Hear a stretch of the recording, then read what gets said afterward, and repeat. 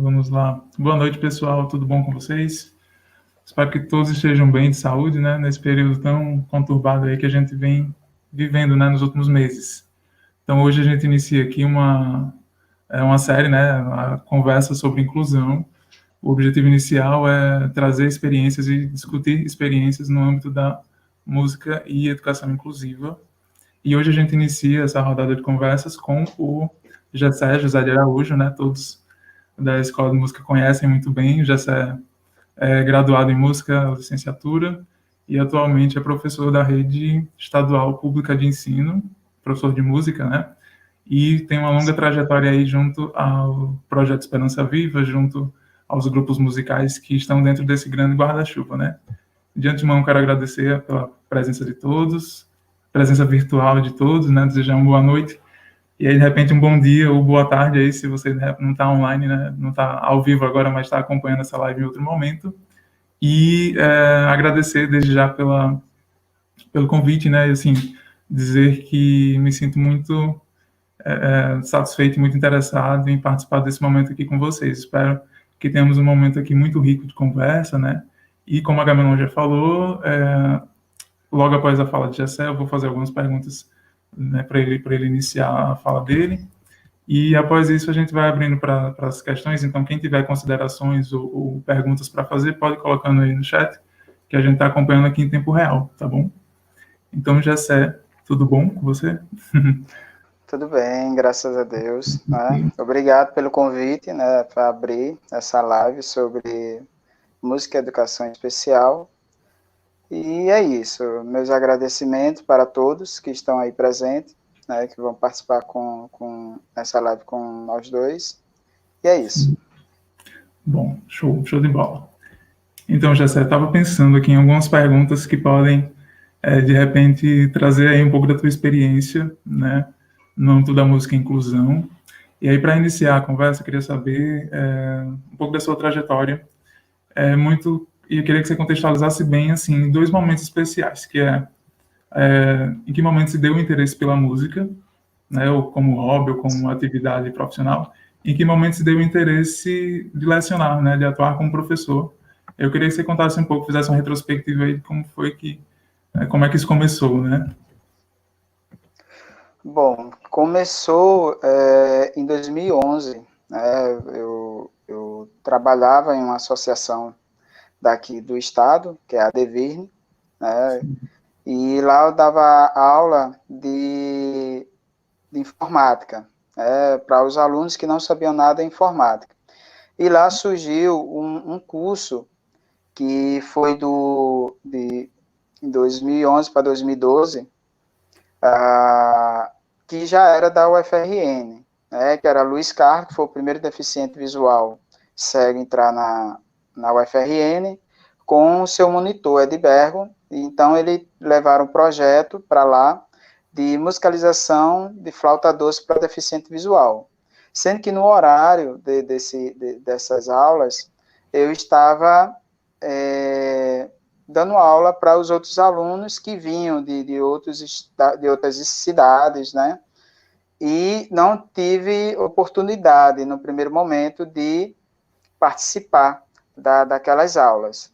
Já no finalzinho do semestre, que já estava se encerrando já as aulas lá de Luiz Carlos, né, de musicalização, aí teve um aluno que ele teve que ir embora para São Paulo, motivo de familiares, alguma coisa assim, a mãe dele faleceu, não sei, não me recordo direito. Então, esse horário ficou vago. Então, eu perguntei a Edbergo, né, que era o monitor na época de Luiz Carlos, perguntei ele se eu poderia participar nesse momento, era só 20 minutos. Né? Ele chegou e disse assim, pode ser. Aí me emprestou uma flauta que ele emprestava ao grupo, né, que estava tendo aula ali naquela associação. Então, todas as aulas, quando era o horário desse aluno, eu ia ter aula com ele, né?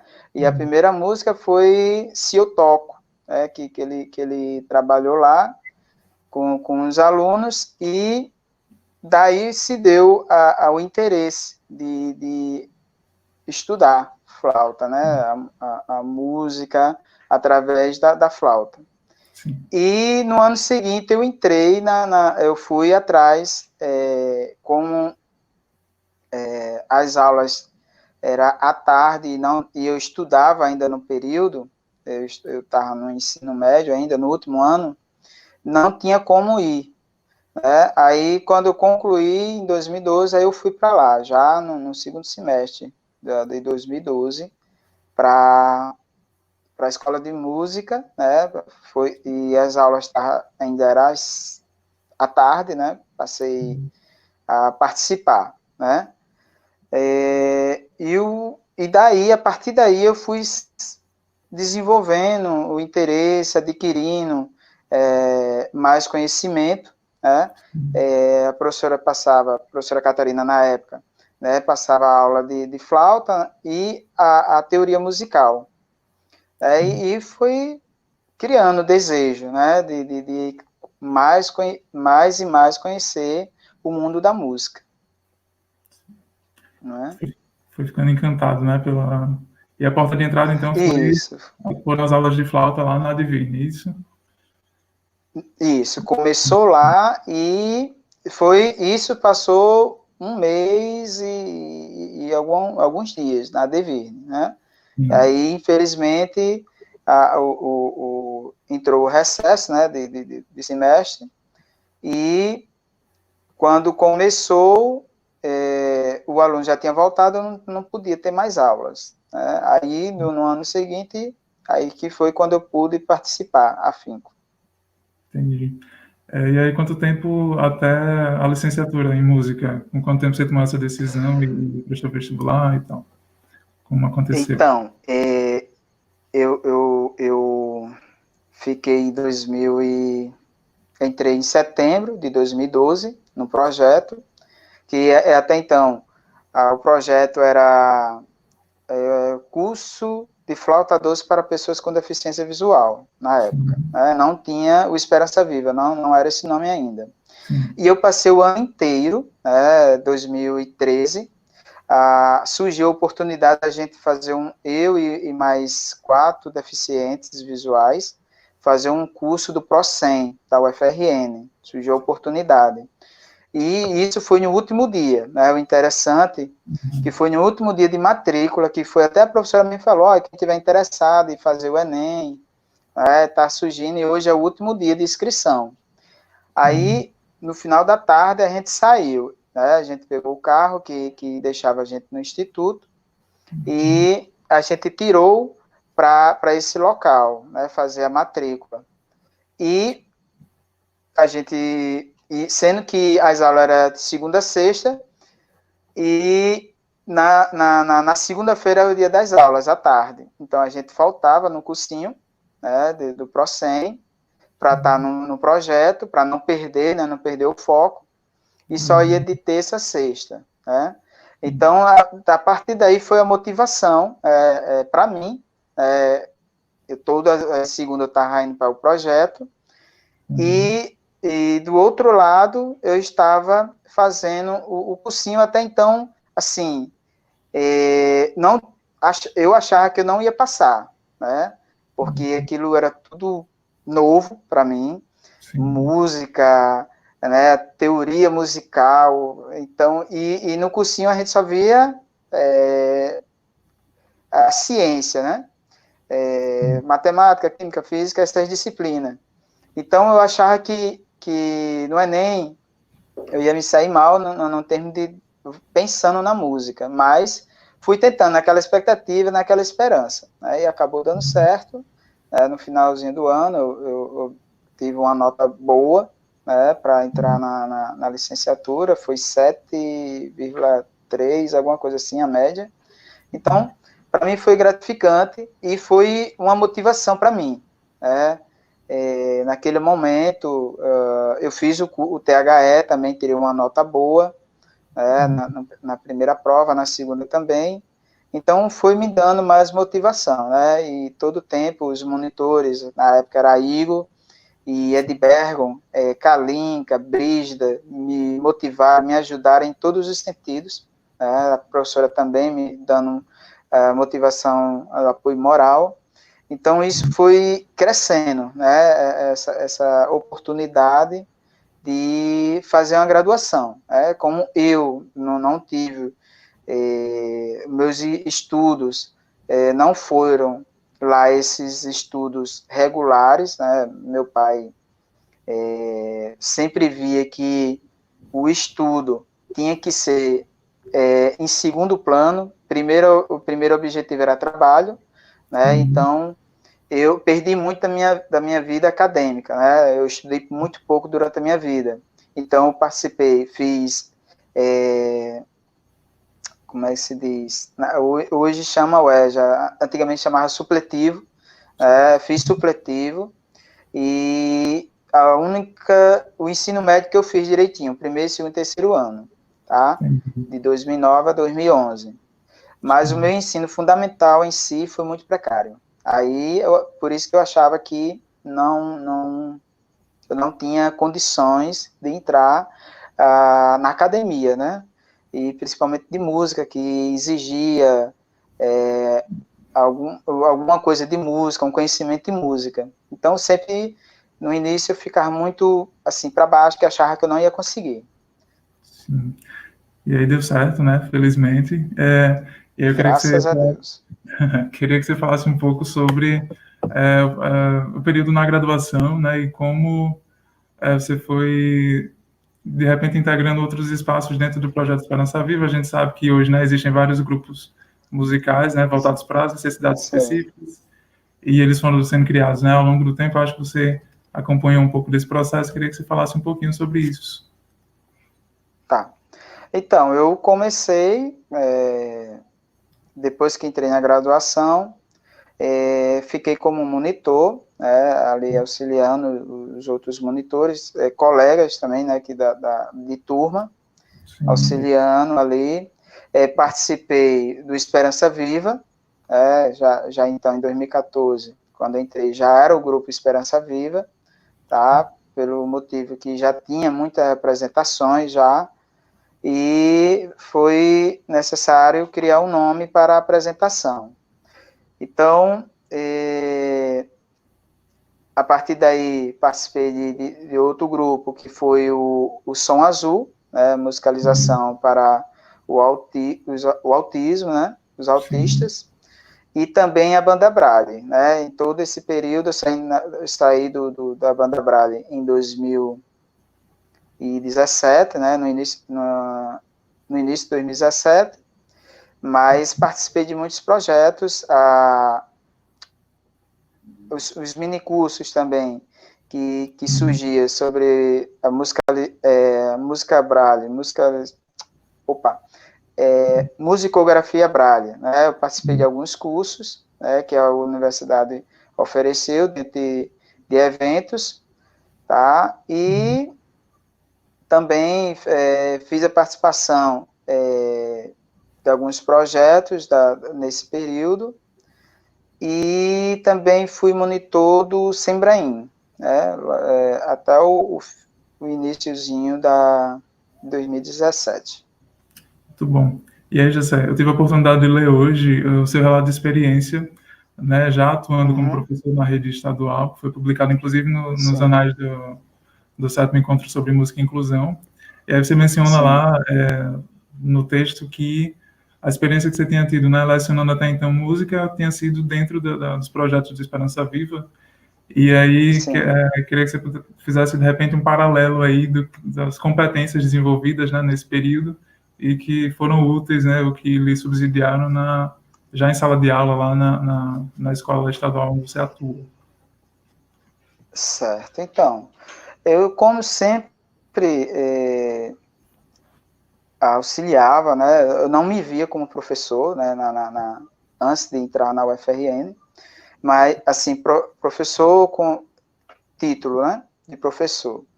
E eu me via auxiliando pessoas que estavam perdendo a visão, né? E não conheciam o mundo da tecnologia. Então, como eu sabia um pouco, eu auxiliava, aquelas pessoas, como abrir um software, como ligar o computador, conhecer os componentes. Então, e quando entrei na escola de música, dentro do projeto, como eu fui monitor, dei aula de reforço, né, para alguns alunos que estavam um pouco atrasados em relação à outra turma, que estavam chegando um pouco mais tarde, que entravam no segundo semestre, então dava aquela aula de reforço. E quando eu fui me deparar com a escola pública, com uma sala de 40 alunos, 35 alunos, é totalmente diferente. É outra realidade, alunos mais dinâmicos, né? E totalmente diferente de 4, 5 alunos sentados numa cadeira, né, lendo um braille, né, e tirando dúvida, aquilo que é tátil, né? Sim. Então, no início, eu me deparei assim, fiquei um pouco desesperado em saber o que fazer, como fazer com aquela proporção de turmas, né, que eram 10 turmas, na verdade 20 turmas, e dominar aquela turma, né? Porque muitos alunos, alguns respeitavam, outros fingiam que estavam respeitando, e outros alunos não respeitavam, né, descaradamente. Entrava, saía, brincava dentro de sala, né, e eu fui procurando, eu fui experimentando, ao longo desse tempo. Hoje, né, a gente ainda como profissional, como educador, experimenta, né, vai experimentando até dar certo um plano de aula. Muitas vezes o plano de aula que você faz não dá certo, a gente tem que improvisar, né?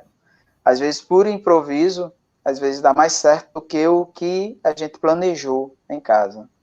Mas foi assim, usei Datashow, usei cópia, usei celular, usei computadores, usei recursos possíveis e impossíveis para atrair nos alunos o interesse da música. Porque quando a gente chega na escola pública, a gente percebe, no caso eu percebi, que alguns alunos estudam música pelo YouTube, né, tem os seus certos vícios, mas não leva a música como disciplina, né, leva como um recreamento, né, um passatempo.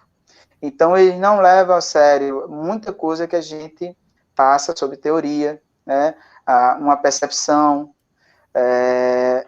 enfim, até mesmo eu percebi professores e a direção, né, os gestores, diz a música é muito legal, a música é bom, mas na hora que a gente vai pedir um material para beneficiar a sala de aula, a gente percebe que não há esse apoio, é o que eu percebi, tá?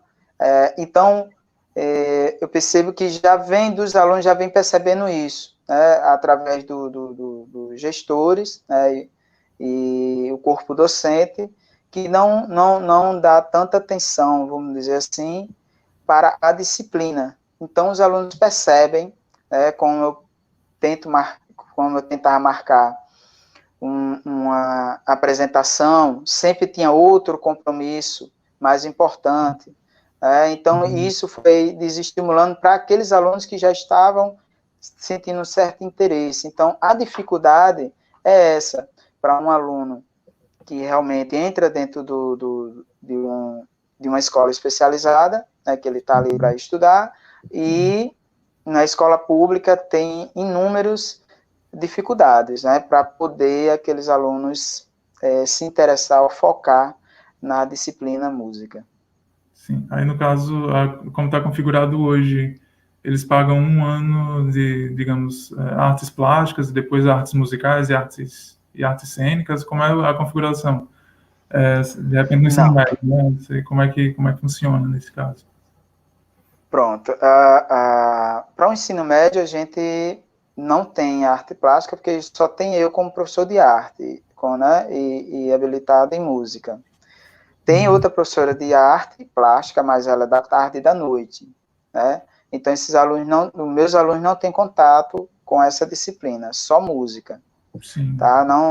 Não é pensando assim como ensino particular, né? Ensino privado, tem um professor para tal ano de arte plástica, o tal ano ele já vai avançando, já vai pegando outro tipo de arte, como dança, né? Teatro ou música.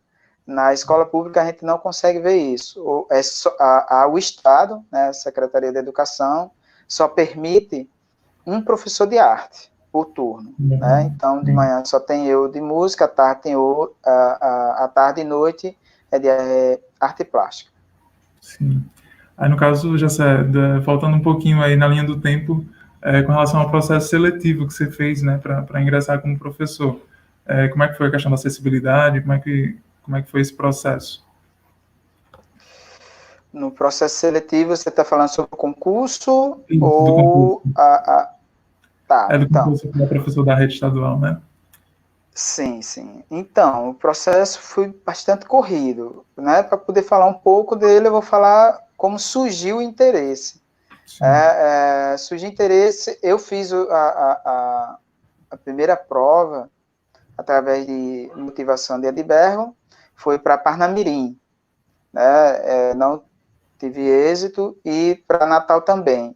Mas a terceira, que foi a do Estado, também por motivação de Edbergo, graças a Deus eu tive êxito, né? Saí numa colocação relativamente boa, 47ª, se eu não me engano. Tá? Até hoje eu guardo essa colocação ali.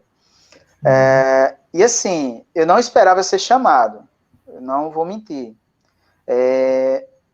Porque eu não acreditava que o Estado ia chamar uma pessoa com deficiência visual para dar aula, né, nas escolas de ensino regular. Então, quando eu fui chamado, foi um susto. Né? Eu sabia que estava sendo chamado, que ia ser chamado, mas não acreditava. E quando eu recebi a notícia, eu fiquei assim, e agora? Eu não estou preparado, né? Minha mente era, não estou preparado ainda, tenho que me preparar mais um pouco para poder entrar em sala de aula, né? Porque quando a gente faz os estágios, né, a gente sempre tem uma pessoa ali orientando, professor de sala de aula, e a gente 100% não toma conta daquela sala, sempre tem um auxiliar ali, né, que é o próprio professor dos alunos, e a gente está ali como estagiário, e sempre tem uma orientação. E eu fiquei ali, vamos lá, corri atrás, foi 20 dias sem dormir, né, para preparar a monografia, tá? E, enfim, terminei, levei para a secretaria todos os documentos que eles pediram, e e fui para a escola, quando fui caminhado para a escola. E logo de início foi também uma preocupação por minha parte, porque eu achava que eles iam me colocar próximo da minha casa, né, uma escola mais próxima, sendo que eles botaram na região oeste, ali em Cidade Nova, né, na escola União do Povo. Uma ficou próxima, uma na Zona Norte e a outra lá na Zona Oeste. Sim. E a própria diretora da escola disse, olha, você mora na Zona Norte, é impossível você ficar aqui, e era à noite. Né? E eu tive que voltar para a secretaria, falar para eles, e eles, né, na época, disse, não, professor não escolhe local, é onde tem vaga. Né? E queria me colocar no Amarante. Aí uma pessoa lá ligou para uma escola, que é a escola que eu dou aula hoje, que é o Miriam, Cicely, e estava tendo vaga às 20 horas, né? 30 horas. Né? E, por sorte, eu fiquei nessa escola. Como até hoje eu estou lá. Muito bom. Desculpa. Só para você já emendar aí, de repente, no finalzinho da resposta, com relação ao processo seletivo em si, como é que foi a prova, as condições de Sim, acessibilidade com relação ao Braille. Aí, pronto. se você puder Eu falar sobre não. isso, vai ser interessante. Tá ok. No processo seletivo, né, eu fiz a inscrição pelo site, né, e lá tem a marcação de deficiência, né, o recurso que a gente vai usar no dia da prova. Tem a prova em braille, tem computador e tem também a opção de escolher escriba, né, e leitor. Então, foi uma das opções que eu escolhi, foi o escriba e o Sim. leitor, né, que são pessoas que... Tá boa a tela? Tá sim, tá sim. Tá. Já é. Então, no dia, teve 3 pessoas, né, um ledor e um escriba e o fiscal, né, por sala. Então, eu fiz, e tive direito também a hora adicional, tá? Sim. E, graças a Deus, deu certo, né? O escriba, na época, o leitor, a pessoa que estava lendo para mim, o ledor, né, na verdade, que leu para mim muito bem, muito simpática, a moça também, que estava marcando, né, o gabarito também, bastante atenciosa, alternaram, né, a cada hora, que se passava eles alternavam, então me ajudou bastante os fiscais na forma de leitura, né, pausadamente, então, o que me ajudou bastante. É muito bom. Olha só, estão começando a chegar as primeiras perguntas. E aí, Ok. uma das perguntas aqui se refere à acessibilidade da escola, né, do ambiente escolar, da escola Sim. estadual onde você atua. Queria que você falasse um pouco sobre isso. Como é que são as condições lá, né, de acessibilidade? Bom, a acessibilidade na escola, ela não tem nenhuma até hoje. Eu já pedi, já fiz a notificação até mesmo para a secretaria, né? E, infelizmente, a escola só tem algumas rampas, né, que é para subir para o terceiro, terceiro corredor. Só tem essas rampas de acessibilidade. Eu já mapeei, né, a escola onde tem degrau, onde os pontos mais críticos, né, que possa se acidentar, né, eu já Sim, tenho mapeado. Mas de acessibilidade a escola até hoje não conseguiu, não pelo diretor, mas sim pelo recurso mesmo que não foi liberado para essa acessibilidade. Lá tem um palco também que não tem acessibilidade, tem que descer e andar para um pedaço na areia para poder chegar no palco, né, da escola, que é o campo de evento lá. Infelizmente não tem acessibilidade nenhuma à escola até o momento. entendo. Nas turmas que você leciona, existem muitos alunos com alguma necessidade educacional específica? Tem. O ano passado teve um surdo e um autista. Sim. Esse ano tem 2 surdos. Né? O autista ele saiu, foi para uma outra escola. Tem um aluno com baixa visão, né? Mas ele consegue ainda ver o quadro, né? Sim. Sentando na frente, na cadeira, sentando mesmo na frente, né? A gente tem a orientação até dos alunos, né, que sempre deixa essa cadeira para ele avança um pouquinho, a cadeira um Sim. pouco mais para frente, e o surdo é, também, né, ele sempre senta na frente, tem um que é oralizado, né, ele compreende mais, não precisa de muita coisa para ele, e o outro a gente sempre tem que estar preparando materiais. E sempre a secretaria, quando está podendo, manda um tradutor, né, que é contrato, então tem 6 meses de contrato, aí quando termina o contrato, esses alunos ficam sem o intérprete, né, mas Entendi. sempre toma, né, nesse aspecto a gente está enviando. Entendi. E aí, um combo de perguntas. Queria saber se já teve algum aluno cego, né? E se, no caso afirmativo, né, se você vem utilizando a musicografia Braille com esse público. E assim, já emendando também, queria que você falasse um pouco sobre a importância da musicografia Braille na tua formação, né, enquanto professor de música. Bom, eu já tive e tenho logo quando comecei, eu tive uma aluna com baixa visão, Mislane, ainda me lembro o nome dela, mas ela não aceitava o Braille, né? E nem aceitava provas com fonte aumentada, né? Ela não se sentia bem de material adaptado para ela. Então, ela escrevia, né? Uma amiga falava o que estava no quadro, ela ia escrevendo no caderno dela, e a prova ela queria igual o dos outros. Então, a gente teve bastante dificuldade com essa aluna, mas ela hoje não está na escola. E uma outra escola que eu dou aula, eu tenho também uma aluna com baixa visão, né, uma senhora já, do EJA, que também tem baixa visão, mas essa, graças a Deus, não tem problema nenhum de recursos, né, adaptado para ela. Sim. Qual foi a outra pergunta? Em relação à musicografia Braille, né, se você tem explorado esses Sim, recursos com ela. Eu explorei, mas também ela não quis, né, de forma alguma aceitar, porque ela era baixa visão mesmo, não enxergava nada no quadro. Perguntei se ela queria material adaptado na musicografia Braille, e ela não aceitou, disse que ouvindo ela dava conta, né? Mas eu já fiz um trabalho de musicografia Braille, eu passei a escrita tradicional primeiro para os alunos e depois levei, né, para os alunos da minha turma, né?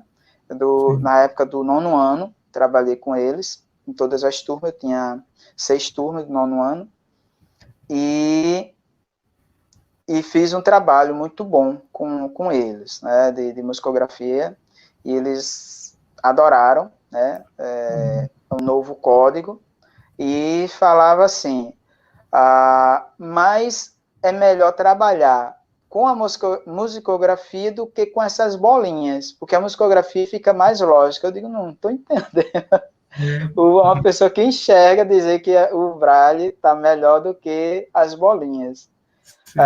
Aí uma aluna falou, é porque o Braille é reto, é linha reta, e essas bolinhas ela sobe e desce, então a gente nunca consegue entender essas linhas e esse espaço aonde o que ela se representa, sempre acaba, porque tem uma bolinha com o mesmo nome aqui embaixo e tem ela lá em cima com o mesmo nome. Então, aqui o senhor está dizendo que o dó é esse aqui e essa posição desse dó, eu estou vendo que é o mesmo dó. Então, vai ser a mesma altura, né? Ela não falou altura, mas ela falou é do mesmo jeito. Então, eu percebi que foi positivo, né, para essa turma. É interessante, porque cada situação, né, cada aluno é um universo, né, assim, que vai demandando esse realinhamento das estratégias e o que é que funciona melhor, o que é que deixa de funcionar. Verdade.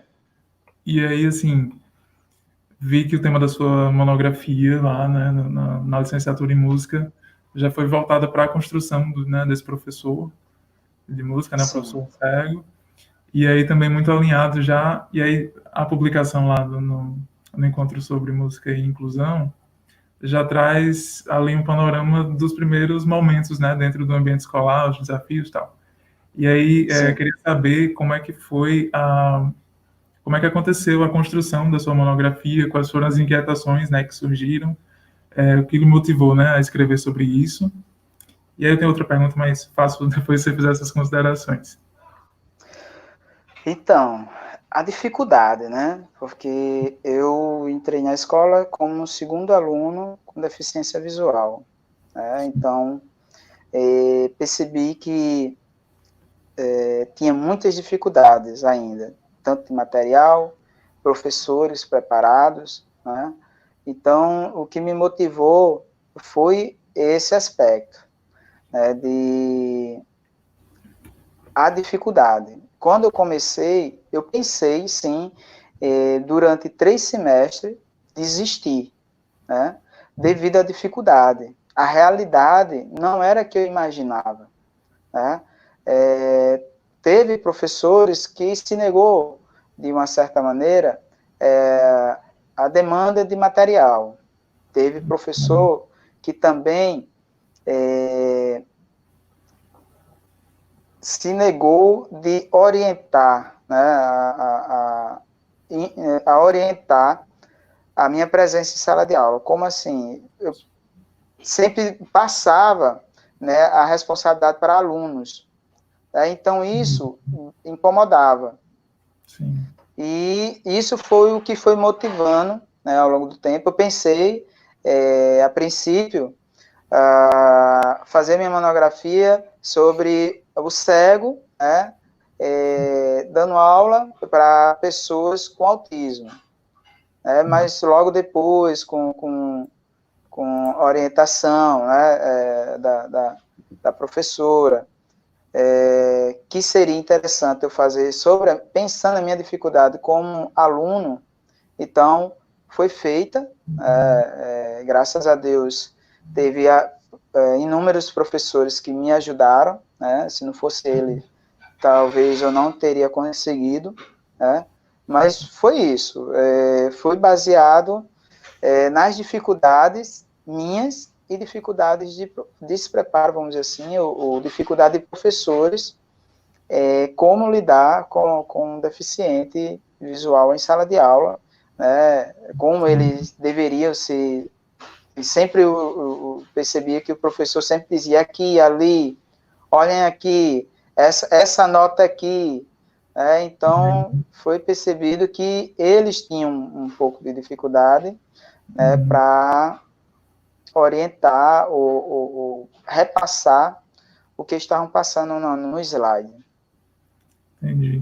Inclusive, numa das palestras do evento do ano passado, do EMI, né, o Maurício falou que a simples presença, né, sua dentro da sala de aula da turma fomentou uma série de reflexões, né, nele especificamente, e imagino também que na turma toda, porque esse convívio, né, assim, cotidiano que faz com que se aproxime, né, da questão da inclusão. Acho que é uma experiência que acaba sendo enriquecedora, né, para os demais, para quem está à volta, e desperta algum tipo de sensibilização, né, para essa questão.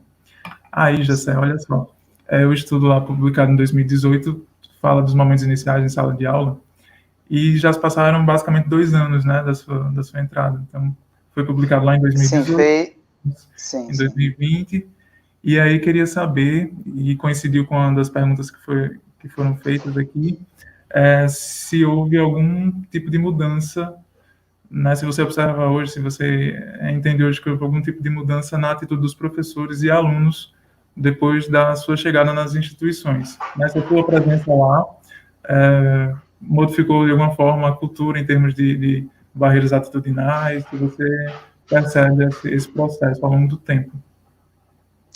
Sim, mudou bastante. Logo quando eu entrei, em junho de 2017,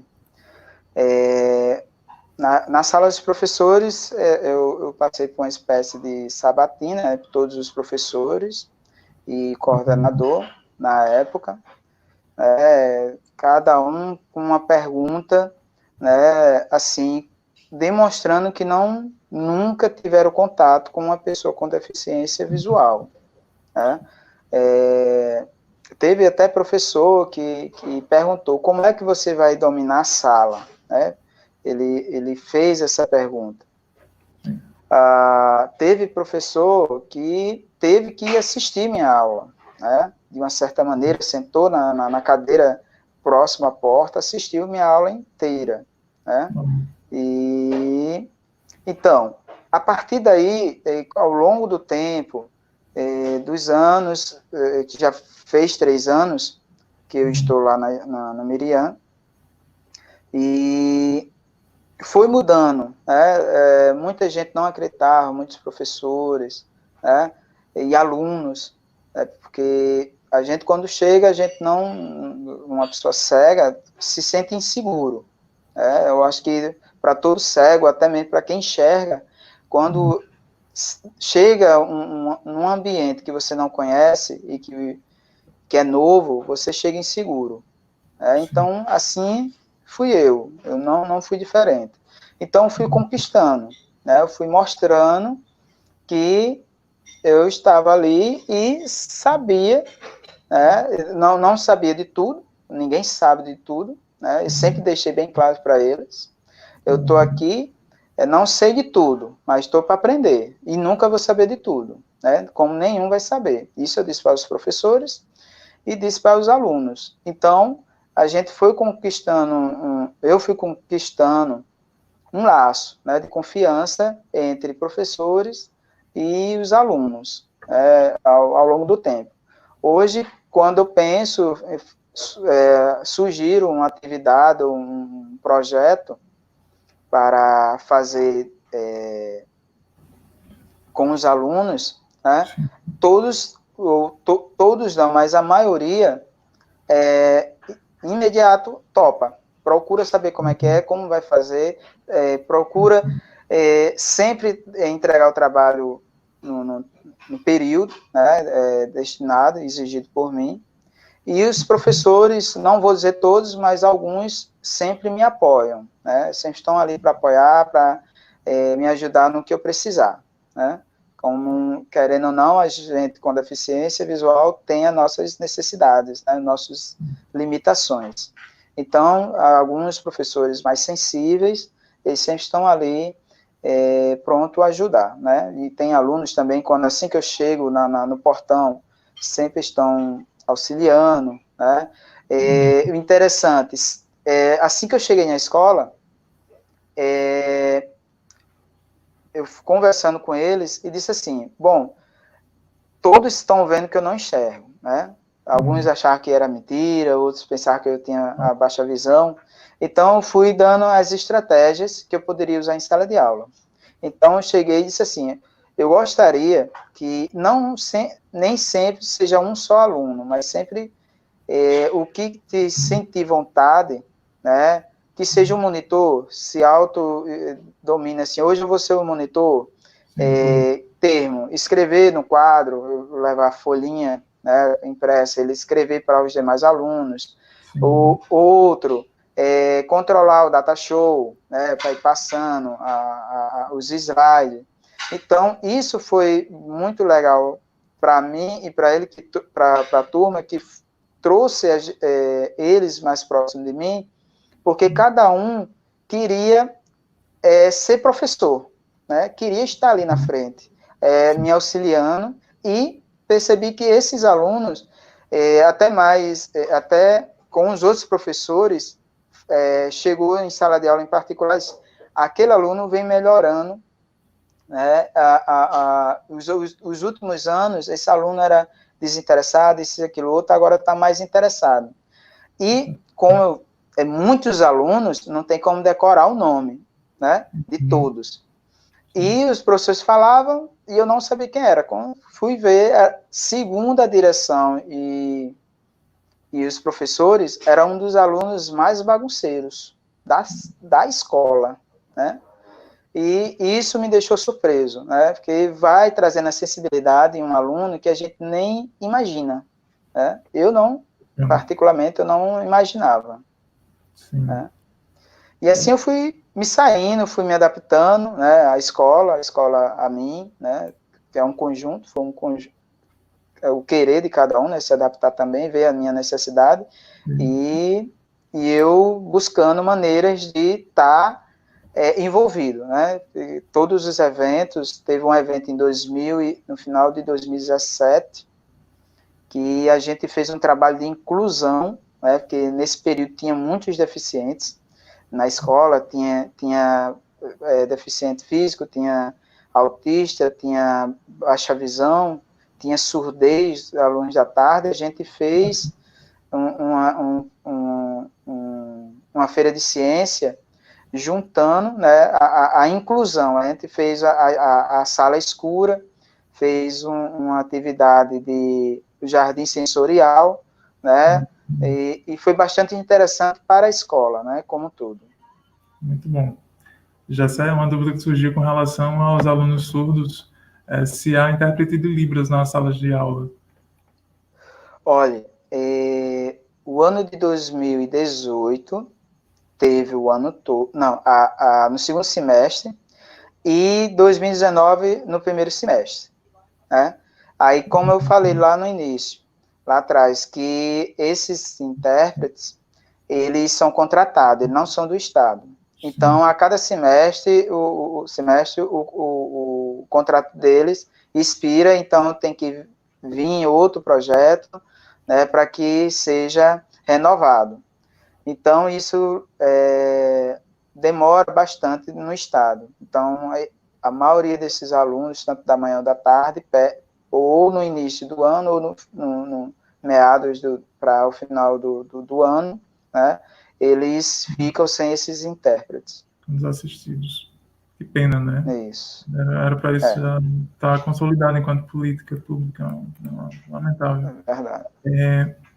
E aí a Alisson pergunta o seguinte: sabendo que a maneira de ensino da musicografia Braille difere do ensino da teoria tradicional, né, para videntes, como é que foi o processo de ensino da teoria musical para esses alunos videntes, né? Como é que você se adaptou? Como foi esse processo? Bom, foi muito difícil.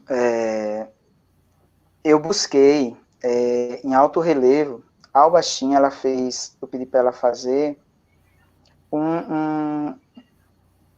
me explicar. Ela pegou uma carretilha e pegou EVA e botou em braille as pautas. E foi me explicando como é que ficavam as figuras musicais. Né? E através da maneira que ela me mostrava e me entregava, eu levava para a sala de aula. Então, eu fazia o desenho de uma cocheia, né, e ia botando, desenhando no quadro, né, e com a ajuda de alunos, os alunos, professor, tá redondinho, não, tá feio, tá. E isso foi me ajudando, porque eu fui pegando as figuras, ao mesmo momento ia passando para os alunos, né? Tanto em Braille, em Braille ela é assim, a gente está aqui em alto relevo, então mostrei ela em alto relevo para os alunos, né? Para eu poder falar com a propriedade, né? O que estava escrito no quadro, eles vendo, né? E para poder escrever no papel, né? Não foi fácil, muitos alunos tiveram dificuldade de aprender, mas os alunos que estudam comigo, de 2017 até hoje, que estão no terceiro ano, todos já sabem a linguagem musical básica, né? Da cocheia, né? Da semibreve até a semicocheia, todos eles já conseguem identificar, né? E na posição da pauta musical. Pronto, joia. Já sai, no caso, uma pergunta bem específica ao software, ao recurso que você está usando nesse momento, que é o StreamYard, né? .com. Ele é acessível? Você teve alguma dificuldade em manuseá-lo? Como é que ele funciona nesse sentido? Não, ele assim que clica ele já abre, né? Quando vocês aceitam, já aparece o áudio para mim. Tem a opção da OK, muito acessível, não vi dificuldade. Bom, muito bom. E aí, pessoal, quem tiver mais perguntas, tá? Pode ir encaminhando para Agamenon ou então colocando aqui no chat que a gente vai desenvolvendo a conversa. Já eu queria voltar um pouquinho para a experiência na escola, né, onde você leciona, porque primeiro que eu achei assim um relato de experiência, né, que você apresentou no ano retrasado muito rico, porque ele traz alguns aspectos muito do cotidiano, né, escolar mesmo, a relação com os alunos, com o corpo docente, dificuldades, desafios, né, acessibilidade, e aí você vai narrando o que dá certo, o que passa a não dar mais certo, né, que aí tem que mudar de estratégia e tal. E aí é interessante a gente observar isso porque fica muito claro assim que a questão da inclusão, de repente, é um processo mesmo, né? Assim, não é a contratação e a oportunidade, digamos, né? Não é a inclusão em si, mas sim oferecer, né, as condições para que, no seu caso, né, no caso aqui específico, você desenvolva as atividades de forma plena, né, da melhor forma possível. E aí, se você for assim analisar, fazendo um balanço entre aquele período lá, né, acho que tinha se passado um ano de atuação, e hoje, quais seriam os principais desafios? Surgiram desafios novos, né? Quais desafios foram vencidos? Que mudanças você percebe assim de forma mais clara?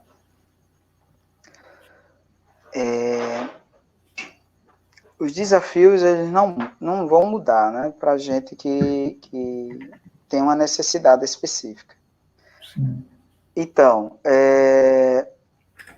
os desafios são a próprio corpo docente, que eu percebi.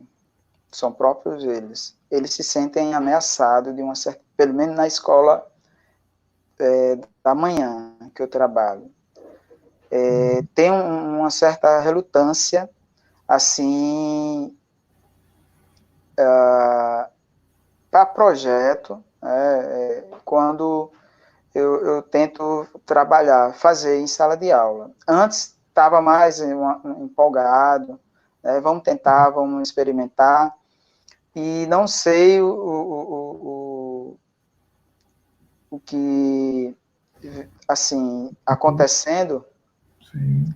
que eu percebo que tem hoje uma certa dificuldade, assim, Sim. de marcar um projeto que sempre está dizendo, não, os meninos precisam disso, né? Tipo assim, como eu falei para você, a música vem ficando em segundo plano, tá? A música requer muito esforço, paralisa a escola, tá? E outras disciplinas não paralisa, que para fazer música tem um barulho, precisa de som, atrapalha muito. O que eu percebo é isso, que no início, estou dizendo assim, a dificuldade que eu venho passando hoje, né? Assim, quando eu estava indo para a sala de aula, devido à pandemia, a gente está um pouco distante, né? Mas até o ano passado, para apresentações, né, até no hall, né, ia atrapalhar uma aula, né, se bota para o palco, vai demandar muitos alunos, vai tirar muito aluno de sala de aula. Então, a dificuldade hoje que eu estou percebendo é só essa, dentro da escola e, assim, a acessibilidade, né, que a acessibilidade sempre seria melhor, porque eu teria a minha acessibilidade plena, né, meu deslocamento pleno dentro da escola, sem precisar de auxiliar ou de um aluno se oferecendo para ir deixar em uma sala ou outra. Isso. Seria, então, uma deficiência aí nos engajamentos, né? Poderia colocar dessa forma, no engajamento da comunidade escolar, né, nas atividades de música e tal. E se a gente for olhar o outro lado das conquistas? O que é que você nota de mais em conquista que hoje eu amadureci, né? Em sala de aula. Hoje eu tenho um domínio de sala, né? Hoje eu consigo falar em 90% da sala para me ouvir, né? E já sei quais as estratégias para ser usadas para cada turma, né? Porque cada turma tem um comportamento. Então, eu digo, o que eu posso dizer é que amadurecimento, né? E hoje, como é que está a sua relação, né, com o projeto Esperança Viva? Vejo que existe o grupo, o Du, né, José e Gessé. Sim. Como é que vem nessa rotina aí de ensaios? Como é que... Bom, Pode falar. Não, em que pé estamos, né, nesse sentido? Você continua estudando a teoria musical, a musicografia Braille, o que é que vem pela frente, né, em termos de projetos ou de perspectivas aí? Pronto, então, dentro do Esperança Viva, como a Esperança Viva é pela manhã, né, todo o projeto, infelizmente eu não posso participar, porque eu dou aula pela manhã, de segunda a sexta. Sim. Tá? E eu estou ainda concluindo o curso técnico de violão, né, estou no recital já, estou para concluir,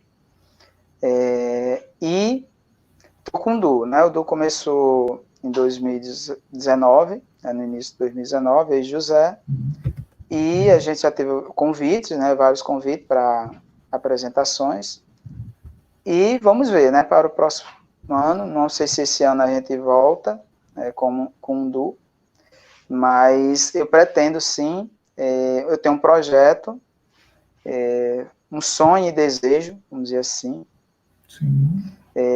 de fazer o mestrado. Né? É uma das vontades que eu tenho, de fazer o meu mestrado em música. Né? Lembrei agora também da apresentação que vocês fizeram em Portugal, é isso? Sim, sim. Como é que foi essa experiência? Bom, foi fantástica, né? Eu posso dizer assim, primeira vez que fui para a Europa, recebendo o convite para apresentar. Foi fantástico, a gente tocou algumas músicas, né, orientado pelo professor Eugênio, que é meu professor de violão, né, erudito, e o conhecimento, né, a gente conheceu outros cegos, como é que eles se comportam lá, qual é as tecnologias, né, que a gente, além de ir tocar, né, aprendeu a abrir o congresso, né, a gente teve a oportunidade de conhecer outras pessoas com deficiência visual, que foi riquíssimo, né? Outra cultura foi crucial, assim, muito importante para mim. Muito bom. E construir uma rede de contatos, né? De repente, essa troca é muito valiosa.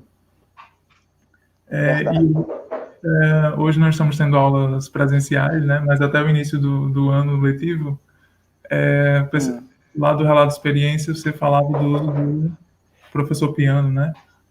Do software de aula. E aí você continua utilizando ele? Existem outros recursos que foram que você passou a utilizar nesse período? Pronto. O professor piano, ele foi bastante importante para mim, com o Júlio César, que desenvolveu, né, esse software. E ele foi um dos recursos que me auxiliou bastante em sala de aula. Como a escola não tinha e nem tem ainda uma caixa adequada para a sala de aula, então levava o computador em uma caixinha de som e passava minhas aulas, levava um violão, uma flauta. Então o professor piano, ele me auxiliou em algumas... Ele serviu para mim como se fosse um slide, né? Os temas que eu desejava passar para os alunos naquele momento, então abri uma pasta do professor piano, então lá tinha apreciação musical, tinha parâmetros musicais, tinha história da música, vários contextos onde eu pude trabalhar em sala de aula, né? Trabalhei com ele e trabalho, né? É uma ferramenta que eu estou usando, tá? E, assim, se o protótipo, né, for desenvolvido para uma ferramenta para ser usado para todos os deficientes visuais, eu serei um deles que vou usar, né, com certeza, que é bastante oportuno o professor piano em sala de aula. Legal. E de lá para cá, surgiu algum novo software ou recurso que você vem utilizando? Não, hoje eu uso esqueci o nome agora, o Musicot, né, que ele está com acessibilidade muito boa, que é a versão 3, Musicot 3, e eu consigo, em vez de eu desenhar num quadro agora, eu faço as minhas músicas, a minha partitura, né, e salvo em PDF e boto no slide, né, para os alunos, e agora está mais fácil, em vez de estar escrevendo a pauta musical, e muitas vezes, quando eu desenhava, não saía linear, né, bonitinho. Agora sim, agora eu estou colocando, até novembro eu já usei, né, esse recurso em sala de aula, e deu bastante certo. Tá. Já sei, no caso, uma questão aqui que a gente queria que você falasse um pouquinho mais detalhadamente, se possível, com relação a você se adaptar, né, a ensinar a teoria musical para alunos videntes, né, quando a sua base, né, dentro da teoria musical foi a partir da musicografia Braille. E aí você falou de recursos, né, que você vem utilizando, mas Você poderia detalhar mais esse processo e que estratégia você foi adotando para fazer esse processo inverso, digamos, né? Então, eu, quando comecei a dar aula,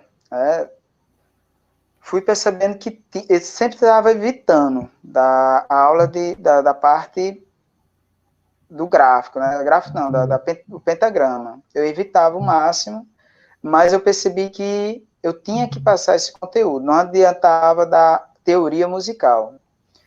Na história da música, chega lá em Guido de Arezzo, né?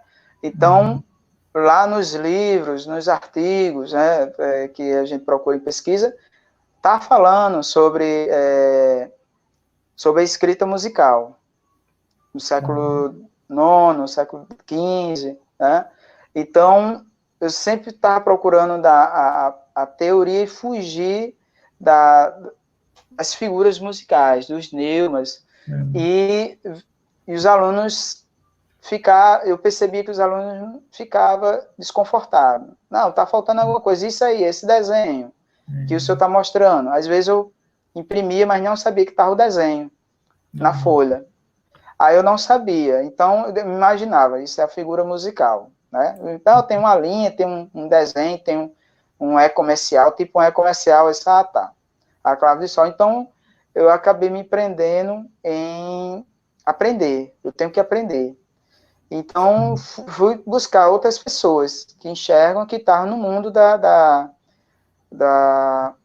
inclusão, né? Procurei diversas pessoas, cada uma mostrava um caminho. Então, fui pegando todos esses caminhos, essas dicas, forma de apresentar, né, para as pessoas que enxergam. Então, fui reunindo, né, tudo e fui levando para a sala de aula. Tudo que em alto relevo, em EVA, né, como fazer na mão, onde ficava a pauta musical,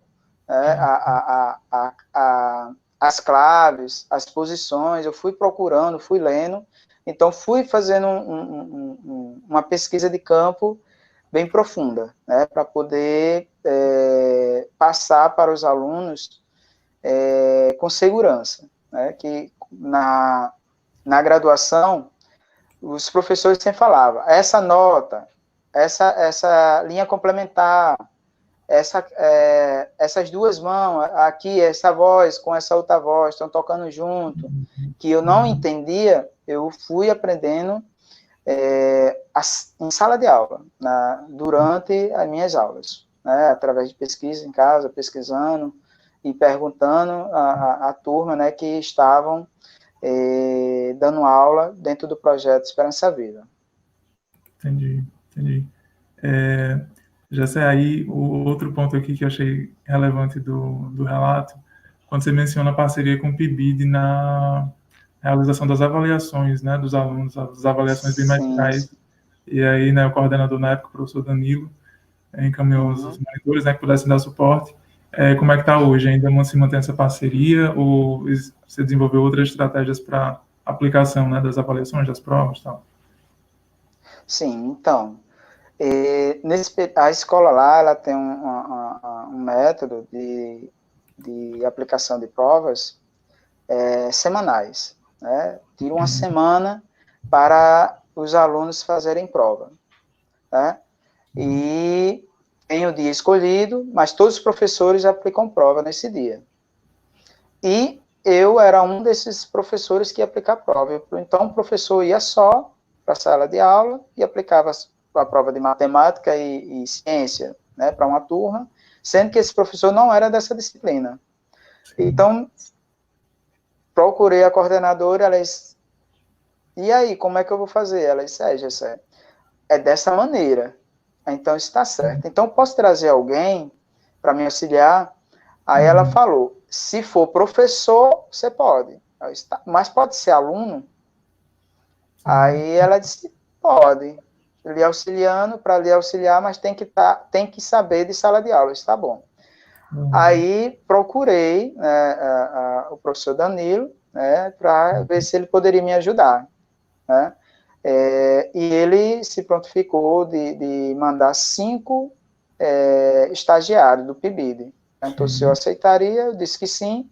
Então, durante 2 semestres, eu consegui, né, trazer esses monitores para lá, para a escola. Então, foi quando eu sobressaí nesse período, né, com o auxílio do PIBID. Sim. E depois, não tive mais contato, nem com esses alunos do PIBID. Então, eu peguei uma professora que está afastada, né, por problemas de saúde, e está na biblioteca, e perguntei a ela se ela poderia ficar me auxiliando, né, ali, entregar as provas, olhar os alunos, e ela disse que sim, não tinha problema. Então, eu hoje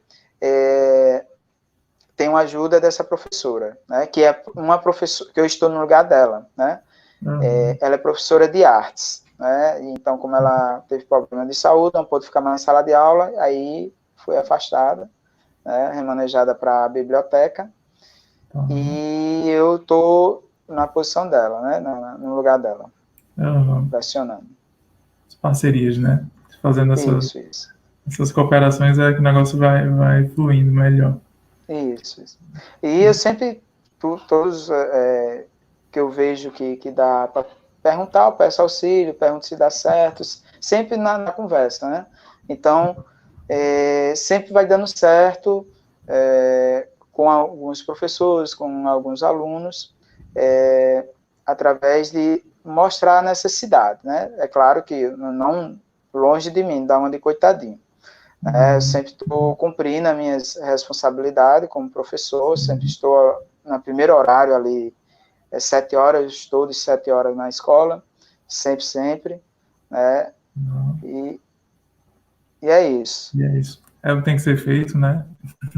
E você está fazendo. Gessé, chegou uma pergunta aqui que eu acho bem interessante, com relação a, assim como você, com relação à reação da sua família, de repente, né? Quando você chegou determinado a ser professor de música, que tipo de retorno você teve do pessoal mais próximo e como você, né, lidou com esses apontamentos? Então, Davi, a minha família, dos irmãos, eu sou o primeiro a entrar, se formar numa escola, ensino superior, né? Dos irmãos. Então, minha família não acreditava, né? Como muita gente não, a sociedade como um todo acha que a gente com deficiência não é capaz, né? A família também não teve de fora. Muita gente falava, né, para mim o mesmo que os professores falavam. Como é que você vai dar aula? Você é cego. Como é que você vai pegar o ônibus? Quem que vai deixar você na parada? Como é que você vai saber descer? Como é que você vai saber qual aluno, o nome de aluno? Então, foi uma série de perguntas, né? Como é que você vai corrigir as provas, né? Então, eu disse para eles o mesmo que eu disse para um dos professores, né? Que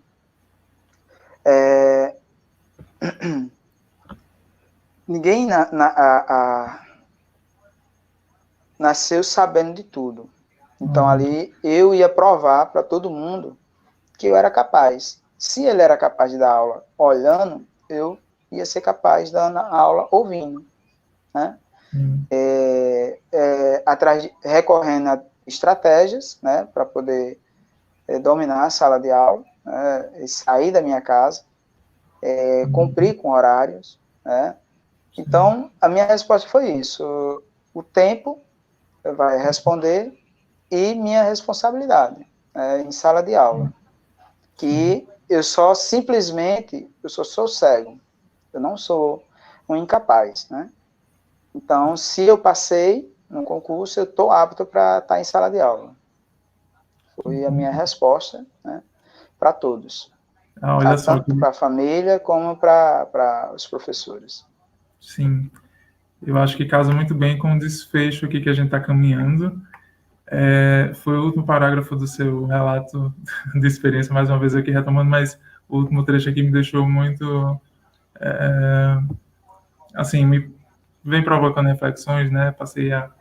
Achei muito forte, né? Que você coloca o seguinte: é preciso buscar mais caminhos para oportunizar as pessoas com deficiência para exercer diversas atividades a partir de suas reais capacidades e habilidades, né? Seja no âmbito educacional ou profissional, que elas possam ser mais participativas na sociedade.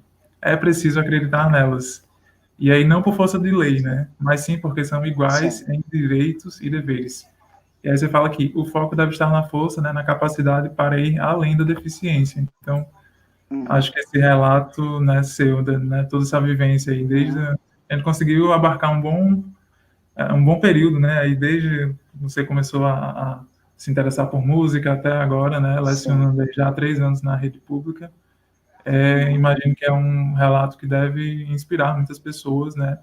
E como você falou, se for pensar como área de estudo, também deve render boas reflexões, porque se analisa muito a questão do aluno com deficiência, talvez ainda não no volume, né, que precisamos, mas se analisa menos ainda, né, a questão do professor, né, com a deficiência visual em sala de aula.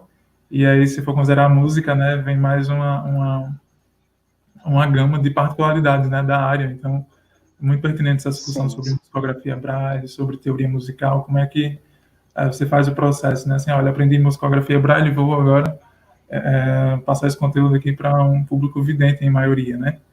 Então, acho que esse case, né, assim, suas experiências e esse processo de inclusão dentro da escola são muito ricos, muito enriquecedores e merecem, assim, um aprofundamento muito legal e, de repente, né, o diálogo com outras experiências, né, em outros lugares, em outros contextos escolares.